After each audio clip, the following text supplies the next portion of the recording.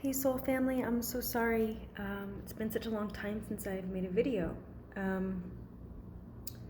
Here I am, and let me show you something. All right, have you ever seen these Audubon books for like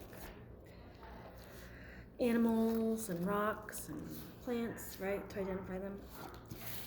Well, the other day, more than a week ago, I posted about synchronicities. And there's a project I'd been working on that required me to train AI bots, and every bot would create a different writing topic, right? And I've been observing the synchronicities that would appear in my life when I'm focusing on something. So if you watched that video about synchronicities, you knew the story about the table, the chairs, and then help moving the table and chairs, right? Well, I kept this book because this arrived in my life maybe less than 2 hours after I was focusing on a topic, working with the bot that talked about cataloging species, the information of animal species. And in this task, I was really absorbed in it, right? So I gave myself fully to the task, lost sense of time, right? And then I was walking, and on the sidewalk was this. And I was like, okay, that's, yep. I saw that as a direct correlation to what I focused my energy on, and really gave myself to it. So that's a type of synchronicity right there. And so I just wanted to remind everyone to really pay attention to that. Pay attention to what appears in your life within hours, within 24 hours. Focus on what you're watching on TV or on YouTube. How do you see it in your life? What are you seeing, appear before you? The second thing I wanted to share was a synchronicity that we may not want to identify synchronicities, because often synchronicities can occur as things that might appear as unwanted change, right? So for example, right after I set the assumption and the intention that all my bills are on auto payment now, I was discontinued from the project. I was let go of it. And my heart felt so excited because I knew the synchronicity that just occurred. I had just set the intention that all my bills are paid in full, and then I was let go of an income opportunity. And I was like, okay, I'm so excited because I know there's something greater and better and more rewarding, more fulfilling. And I allowed myself to choose this new reality that I'm stepping into, right? To choose and to be wealthy and to be abundant, regardless of what the 3D looked like. And so that's another type of synchronicity. So I just wanted to encourage you, when you're seeing these quote unquote unwanted things, remember we can only see maybe 1% of reality, right? Just what's in front of us. And there's a quote I came across from, I think it was Plato or Socrates. I'll have to confirm that.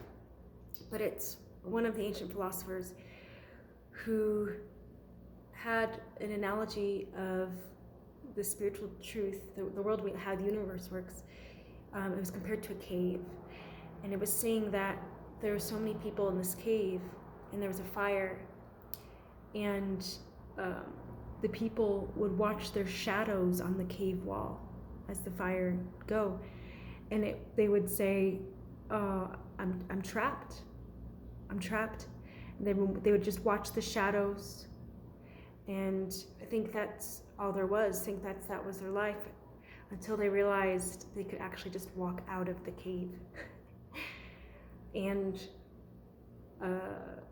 forgive me, that's a really poor telling of the story. I'll have to make another video on that. But that really spoke to me a lot. And it was so funny because I think I saw this book maybe not too long after I read that story, and it just really, it's really, when you really remember who you are, and you remember that the world is you, and you remember that everyone is you pushed out, and that you choose the reality you live in, because it's your inner world, that's the heaven on earth. It's your inner world. And the universe has to catch up at some point. The world around you has to mirror what you're reflecting inside. When you remember that, everything just becomes laughable, And I don't say that to make light of some things going on in the world right now. I think we have to be careful of that. But we do have to remember our power. And so again, I'll just turn this video to, that's why often I've started meditating just on nature, on the oceans being clean, on the rivers being clean, on peace in the Middle East.